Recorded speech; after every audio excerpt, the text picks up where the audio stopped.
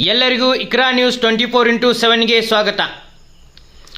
ಶಿವರಾಜ್ ತಂಗಡಗಿರವರಿಗೆ ಸಚಿವ ಸ್ಥಾನ ನೀಡುವಂತೆ ಹನುಮಂತ ಬಡ್ಡಿವಡ್ಡರ್ ಮನವಿ.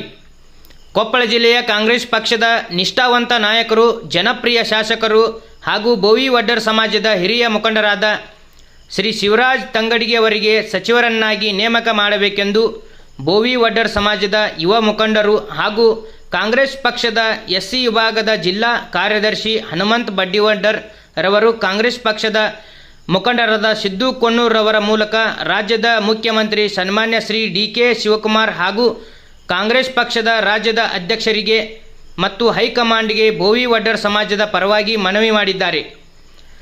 ಶ್ರೀ ಶಿವರಾಜ್ ತಂಗಡಗಿ ಅವರು ಕಾಂಗ್ರೆಸ್ ಸರ್ಕಾರದ ಸತತ 3 ಬಾರಿ ವಿಧಾನಸಭಾ ಚುನಾವಣೆಯಲ್ಲಿ ಜನರ ಆಶೀರ್ವಾದದಿಂದ ಆಯ್ಕೆಯಾಗಿದ್ದು ತಮ್ಮ ಕ್ಷೇತ್ರದ ಸಮಗ್ರ ಅಭಿವೃದ್ಧಿಗೆ ಶ್ರಮಿಸಿದ್ದಾರೆ.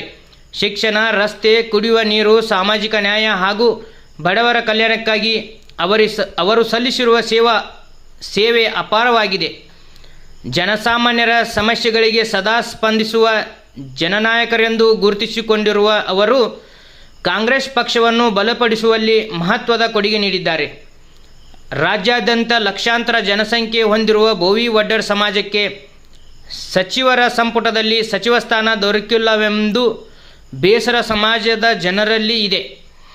ಈ ಹಿನ್ನೆಲೆಯಲ್ಲಿ ಸಮಾಜದ ಆಶೋತ್ತರಗಳಿಗೆ ಸ್ಪಂದಿಸಿ ಅನುಭವಿ ನಾಯಕ ಶಿವರಾಜ್ ತಂಗಡಿಯವರಿಗೆ ಸಚಿವ ಸ್ಥಾನ ನೀಡುವ ಮೂಲಕ ಸಾಮಾಜಿಕ ನ್ಯಾಯವನ್ನು ಎತ್ತಿ ಹಿಡಿಯಬೇಕೆಂದು ಮುಖಂಡರು ಒತ್ತಾಯಿಸಿದ್ದಾರೆ.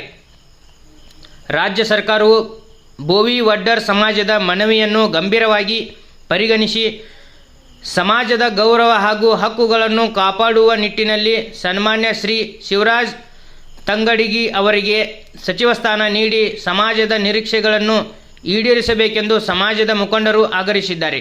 Bureau report, Iqra news, Mahalingapura.